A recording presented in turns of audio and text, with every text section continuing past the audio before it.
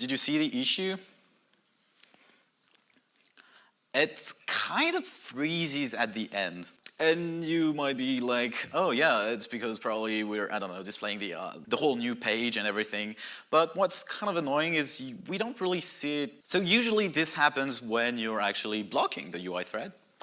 And when you're blocking the UI thread and you're wondering why, you can turn to the CPU profiler page. So here, what we can do is actually offload it to another thread so that it runs in parallel. Flutter makes it really easy to do that. And by doing this, instead of running on the UI thread, it's going to send the information to another thread so that it can run in parallel. All right, so coming back to the app, and now we should be happier. Does it block?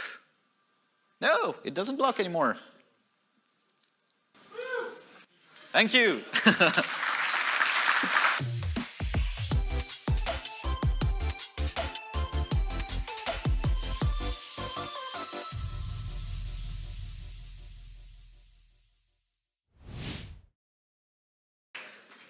Hi everyone, I'm super excited to be here in Torino. Thank you so much Synesthesia for organizing this beautiful event. And I'm Alex. I've been a mobile apps developer at BAM for the past 8 years. That's, yeah. Developing apps in a bit of native, a lot of React Native, and recently Flutter as well. And I've always been passionate about performance, so today I want to start off with a question. How do you know if your app has good performance? So if you Google this question, you will find a video by Google actually saying that your app should run at 60 FPS, 60 frames per second. Because your app is basically like a movie, it's animated pictures. For example, if you're scrolling on your feed, your app is responsible for drawing images of your screen moving up and down when you're scrolling to give you a good impression of smoothness. And 60 was a high enough number for good perceived smoothness of movement, but nowadays actually modern devices can go to 120 FPS instead, for example. So what does it mean for Flutter applications? Well, very dumbed-down version of what's going on. You basically got the UI thread running your Dart code with your code and the framework code. It's, Q Craig Labin's talk, essentially prints out the layer tree, sends it to the raster thread, which works in parallel. And the raster thread, what does it do? Well, it rasterizes, of course. If you think like me that rasterizing is kind of a big word, essentially, long story short, it gets the layer tree and it outputs pixel information for the GPU to just take all of this and display pixels on the screen. So if you want your app to run at 60 FPS, you need everything to happen under 16.7, well, 16.66666, you get the idea, milliseconds, because it's 1 second divided by 60. So this has one crucial implication. Since your UI thread is part of this, you, above all, should not block the UI thread.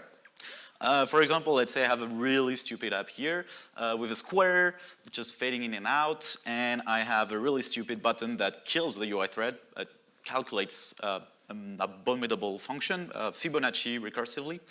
You can see that, okay, fading in, fading out, but if I click kill UI thread, the animation actually stops.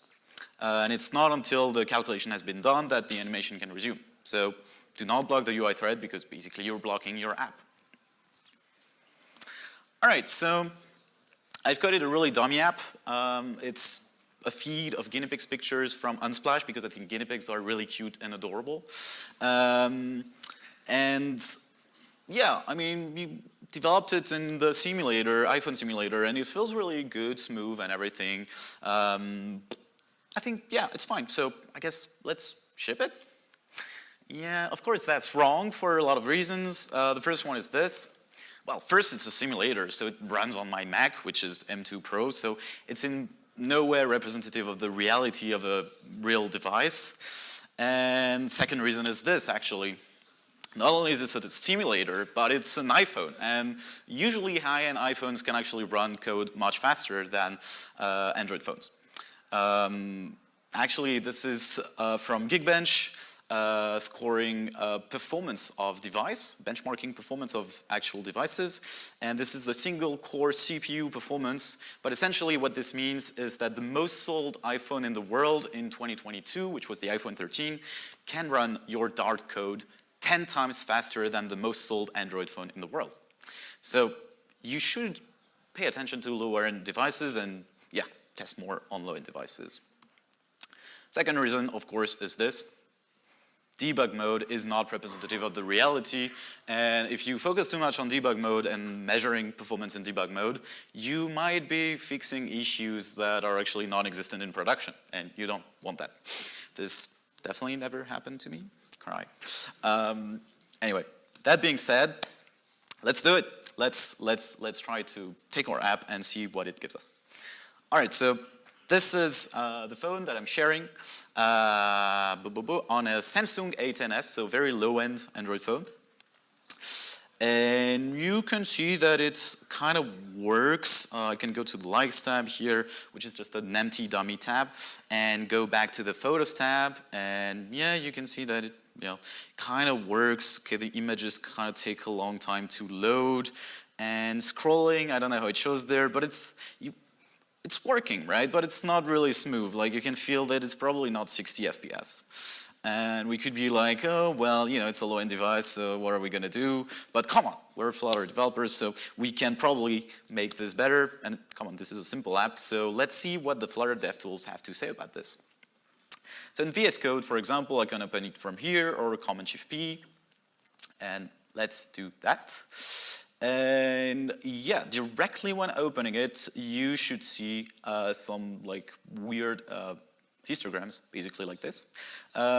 Each couple of bar is a frame. So whenever I do stuff in my app, it's gonna be, yeah, I'm not at the, right? Yeah, it's gonna be drawing, and it's gonna be essentially for each frame adding a couple of bars here. If I do nothing, nothing happens because Flutter is not rendering any frame. And so, yeah, for example, if I have an animation happening continuously like this one, fading in and out, every 16 milliseconds, I get my 2 bars because I'm rendering a frame all the time and it never stops. Okay, so going back to our Photos tab, so essentially we can see that each couple of bars, so the left one is for the UI thread, and the right one is for the raster thread. And remember when I said it was supposed to be doing this under 16.666 milliseconds, you can actually see the bar here for 17 milliseconds. To achieve 60 FPS, we can see that we're probably not very good. Actually, yeah, blue means good, essentially. Orange, red-ish, maroon, I don't know, means bad. So we get a lot of bad stuff. So let's click on one of those frames, like this one, for example. And I want to jump directly to the timeline events because I think this is a really, really cool view. But if this is the first time that you see it, it can be kind of daunting because, let's face it, it's a lot of colors all over the place.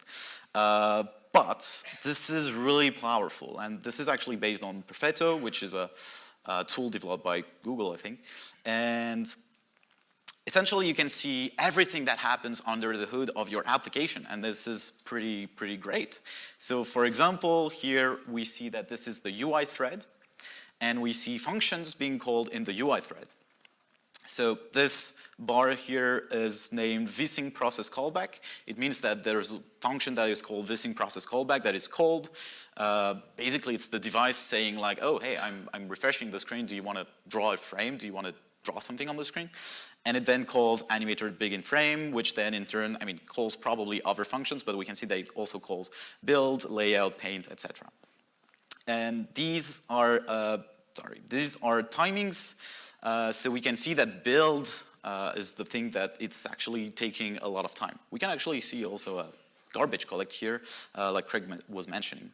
But we can see, yeah, that the build part seems to be taking a lot of time.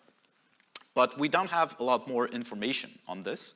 So to really see what's going on, we can actually go here to this magical place and enable track widget build. And if we do this, let's clear. I'm going to show the likes tab again. Going back to the photos tab. Okay, we have a massive bar again up, so let's click on this one. So you might be wondering, why is this not enabled by default? Actually, it tells you right here, frame times may be negatively affected. I found that on a low-end device, they're always negatively affected. So essentially, it's kind of funny because sometimes your performance measuring tool can actually affect the performance of your app, so you need to be kind of wary of that. Anyway, so let's see what's going on. All right, so it's going to be a bit hard to read, but bear with me. We can see now, okay, build function still big, bigger than before because we enabled the track widget build. And we can see that it builds one of our widget, a future builder, which has a child called photo list here, which has a child called single child scroll view here, which has a child colon, which has 50 children, woo. Bad English, called photo list item. And you're probably thinking, yeah, that's probably wrong. What did this guy do? Because yeah, essentially what's going on is we're probably just running a single child scroll view, rendering all of our items that we fetched from the API instead of rendering them with a list view builder. And you're totally right. So let's change this. So here we see our photo list. And of course, we have a single child scroll view. So I'm not going to pretend that I can code this really fast, but I have snippets. Woo. And let's rebuild. Let's rebuild, I think. Wait. Yeah, there you go. So the annoying part about performance measures, if you have to rebuild in profiling mode, which takes a bit of time. But of course, I have some slides to just pass the time a little bit. So essentially, yeah, you don't want to see this. This is horrible graph to see, so many widgets being built. And so the first issue is kind of this, like essentially the simple rule of thumb is you should build as few elements as possible. So you should always strive to use list view builder to virtualize your list. You should, for example, ensure your tabs are lazy loaded, which usually is the default, by the way. I mean, usually Flutter is actually pretty great at doing this by default, so follow best practices. If we come back to our app, so this can happen because I'm running actually Skia on this old Android phone, and I'm totally going to choose to dismiss this message completely because essentially the long-term solution to this is moving from Skia to Impaler. So I'm going to ignore this here for the purpose of this talk. All right, so if I track widget build, I go back to the likes tab. Yeah, the likes tab is basically just here so that when I go to the photos tab, it just rebuilt everything. I did not cache anything, which would be also a good idea to implement in the app.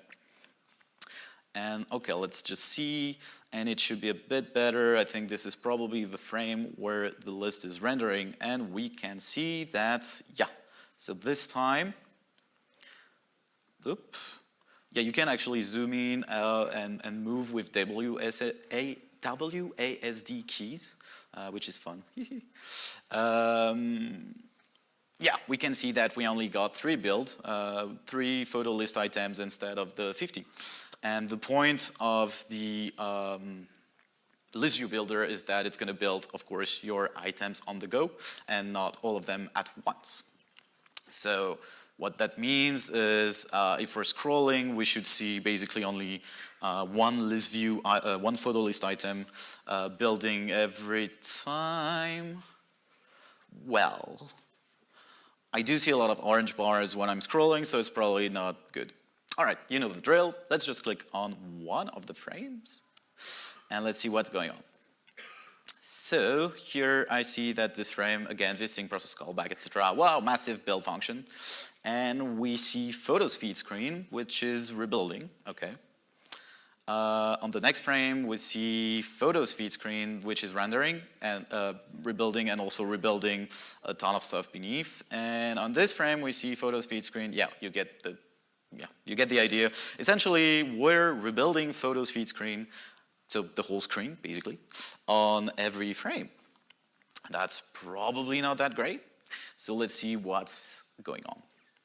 All right, so photos feed screen is a stateful widget, so we should probably look at where we're doing stuff like set state, for example.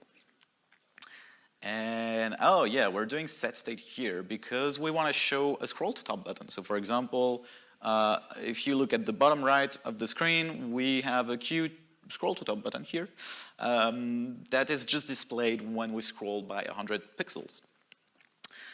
But the issue here is, well, since we are in a scroll controller and a listener on the scroll controller, we're doing this on every frame. So we're setting the state and we're building the whole widget on every frame, which is not that great. So one way to fix this would be, for example, to make sure that we set state only when we need to, right? So for here, we calculate the new value, and if the new value is different from the old value, we change the state of the button. But, I mean, technically, there is a better way to fix this because you might say that when we actually do want to show the button, the whole photos feed screen is still going to rebuild. Like, there's still going to be one frame where it's rebuilding, where it doesn't really need to. And actually, the nicer way, I think, to fix this would just be to extract the set state and confine it really where it needs to be confined. So let's see, our button is here at the bottom of our build function for the screen, and it has the condition to display or not. We can basically extract this condition to its own widget, which will actually be responsible for doing the set state itself. And we can just pass the scroll controller to that widget. So we create a scroll to top button, and we pass it the scroll controller. I think I called it this, yep. And which means that in the photos feed screen, we can just basically get rid of everything here. Yep, this one here, and this one here. And so if we rebuild our app, it should be much better when we scroll. So essentially, the second issue is we should really confine data updates to where it's needed. Set state should only rebuild widgets which need it. And to be honest, I mean, sometimes it can be over optimizing, but sometimes it's just essentially following the single responsibility principle.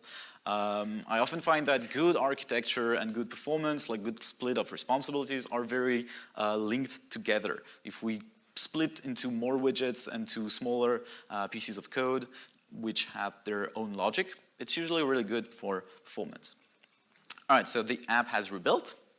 So let's see what this gives us. So we're going to talk about those really bad frames in a bit. But when we scroll down, yeah, now it should be much better. But we still see some really bad bars, but on the raster side of things now. So let's talk about the raster thread side of things. I'm going to maybe try that again. Up. Right, so it's loading. And for example, if I scroll down, yeah, I see a lot of really bad bars for the raster thread. So let's see the timeline events. And the raster thread, in my opinion, is a bit annoying because usually if you take a look at the functions, they're really low level and you don't really know exactly what could be causing the issue. But it's always a good thing to know that it's usually something in your code that's doing this. So we can scroll actually and see all of the other frames, and we can see that they're usually really bad. And to be honest, I'm not really finding what I'm looking for, but it's often kind of hard to find. But one thing that could, help us find what is actually bad in our app is you may have noticed that photos have a tendency to load kind of, well, not very quickly.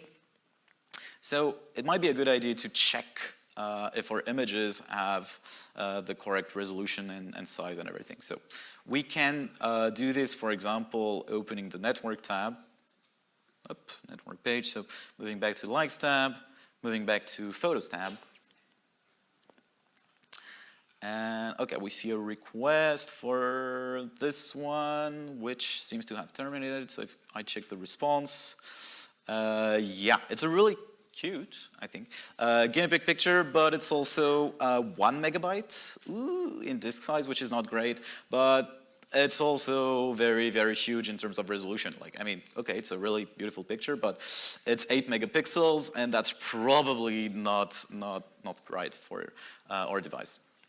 So solution to this, of course, is changing our photo list item.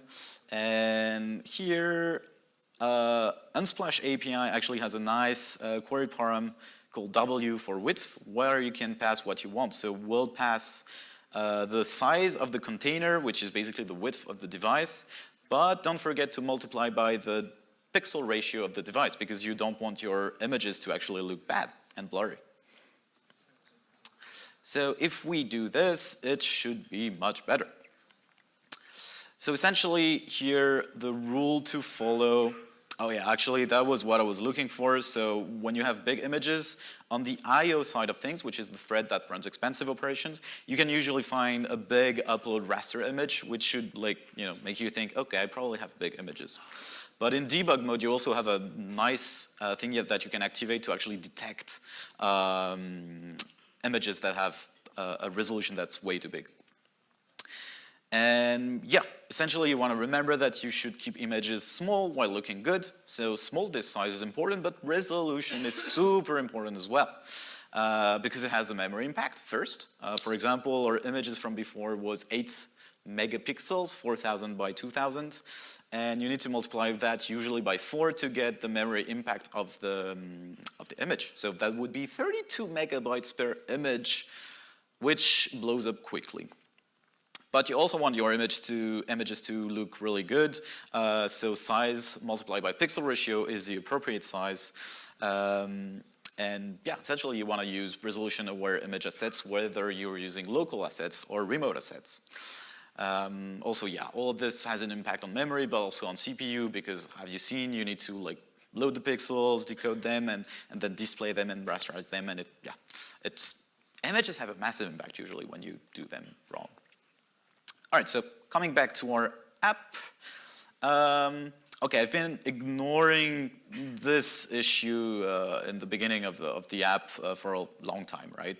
We have really huge bars on the raster thread, and they seem to be happening essentially when our placeholder is loading, right?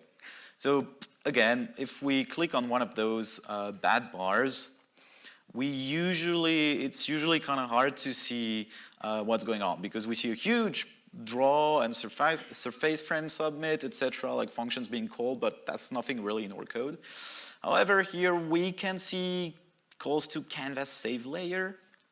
And if you've read the Flutter docs about performance, it tells you, oh, don't do that. Well, don't do that too much, avoid too many save layers. Okay, but I mean, I'm not calling any save layer in my code. Sometimes you don't even exactly know what that does, but what you should know is that save layer can be called by a lot of widgets. For example, shader mask, for example, clipping widgets sometimes, color filters, stuff like that. So in our case, we know that it happens at the beginning. Save layer should put us in the idea that probably it's the skeleton placeholder where I'm applying a shader mask. Because if I go to skeleton.dart, I can see that in fact I have a big component pretty much taken from the Flutter documentation, but applying a list of children with each having a shader. This is like a head and title. This is like a placeholder for the photo. I mean, it's a skeleton placeholder for this, etc. So, and if we take a look at custom shader mask just essentially applies a shader mask. Yeah, cool naming. So what can we do? Because I mean, the skeleton placeholder looks nice, so should we not have animations and just, yeah, probably not. Like, I mean, here it's just kind of easy to essentially group this all in a single shader mask instead of having multiple ones, and it should be already much better if I rebuild and open the performance. Oh, it's actually just there. Oop. should come back alive. Oh yeah, I have slides to pass the time. I forgot about those. So yeah, heavy raster thread, sometimes it's kind of tricky. If you see call to save layer, search for like shaders and stuff like that. Essentially the rule here is minimize expensive rendering operation on the raster thread, like shader mask, color filter, and clipping. And going back to the app, still choosing to ignore this message and dismiss it completely. But you see that, yeah, I mean, it's much better. So those are still due to the shader compilations issue, but you can see that the frames here are much better. Okay, there's still one last performance issues that I want to talk about, and it's a bit harder to see, I feel like. So to make it a bit easier to see, I'm going to change the colors here of my placeholder, and since we're in Italy, let's put green, white, and red. And it's going to be the most beautiful skeleton placeholder that you've ever seen. I think the first time that I entered those colors, I was not exactly sure how it was going to look like, but you'll see. But this should really help us see the last issue I want to be talking about.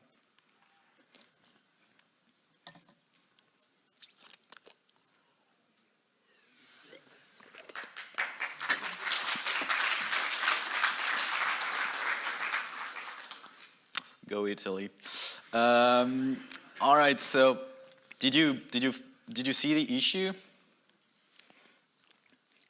It kind of freezes at the end.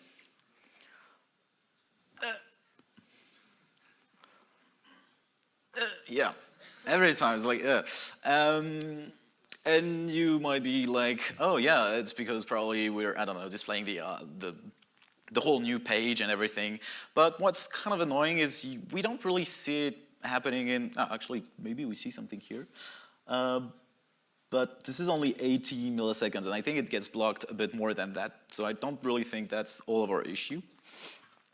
So usually this happens when you're actually blocking the UI thread. And when you're blocking the UI thread and you're wondering why, you can turn to the CPU profiler page. So Command-Shift-P, CPU profiler page. And the CPU profiler page can tell you everything that's happening on the UI thread, which is pretty cool. So if you click record, go to the Photos tab, and hit stop. Yeah, there you go.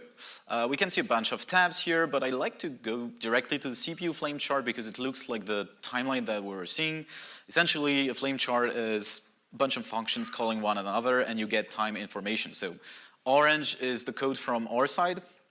I mean, it's not really the code that I've written, but I'm assuming that it's just the main code that is running everything. And all calls a microtask loop. It also calls draw frame to draw frames. And you can quickly see that deep down, this microtask actually calls fetch photos, which takes 1.9 seconds. Which then calls parse response, which takes also 1.9 seconds, photo API response from JSON, blah, blah, blah, 1.7 seconds, which calls JSON decode for 1.6 seconds, and photo API response. This is like a freezed way to parse or response, which takes 300 milliseconds. So essentially, we have a massive algorithm that's taking almost 2 seconds on the UI thread, and it's blocking the app. And you remember what I said at the beginning, we don't want to do that. So what can we do? Well, if you have an expensive algorithm on the UI thread, you might want to simplify it. I have to confess that to really see the issue, I made the JSON a bit big. It's 3 megabytes, so you might want to, reduce the JSON. But even if the JSON was kind of, if the JSON was smaller, it could still take a few hundred milliseconds on the UI thread, and that would be jank. If I had like some animations running and some stuff that I would want to do, the app would be unresponsive for a little bit of time, and we don't want that.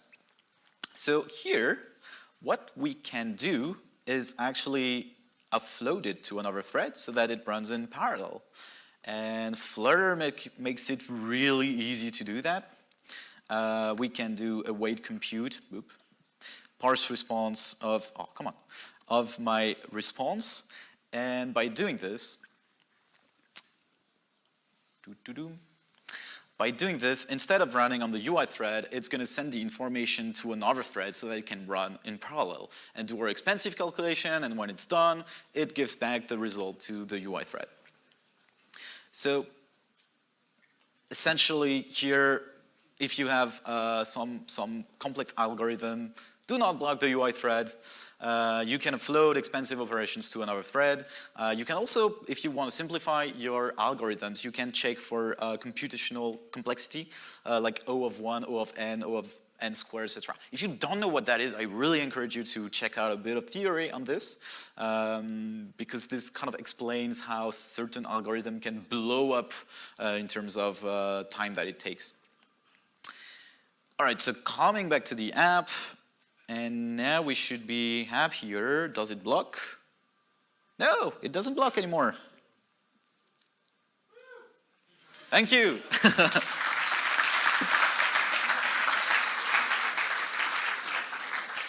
All right. This was the last issue I wanted to talk about. We could look at other things, like for example, you might have noticed that I'm not even caching the images or the network API calls, and that would have been a bit better, or at least animating the images appearing to give a better impression on the app. But for the sake of time, let's end with this. So here, most of the issues were kind of easy to, make sure that, okay, we tried stuff and we did improve things. It was kind of easy to see. But sometimes you might be facing scenarios where it's not as easy, right? Because, well, performance measures are not deterministic, right? It's never going to be exactly the same result when you take your measures. So, of course, what you should do is make several iterations and average your measures or have a better statistical analysis of all your iterations. As much as possible, you want to keep the same conditions for every measure, like network, data received, etc. And you should automate the behavior you want to test so that it's more reproducible. But that is kind of annoying and time-consuming and very cumbersome. And so, at BAM, we created a tool called Flashlight. All right, so just a quick demo of this, and then we'll end the presentation. Let me clear all of that. Up, make this bigger. So essentially, I should zoom actually. Woo. All right, much better. So I can run Flashlight test. Actually, the SNCF guys have shown it a little bit. I can essentially pass the app ID of my app here, which is called Flutter guinea perf. Pass a test comment. Here, it's a really simple comment. It's just ADB shell comment to start the app. I can measure for a duration of 10 seconds, 10,000 milliseconds. I can tell it to iterate 3 times just for the sake of time. By default, it's 10. And it will output results in a file called good.json, because we're pretty proud of what we did. We fixed a lot of issues, so we think it's good. All right, it's going to finish the last iteration pretty soon.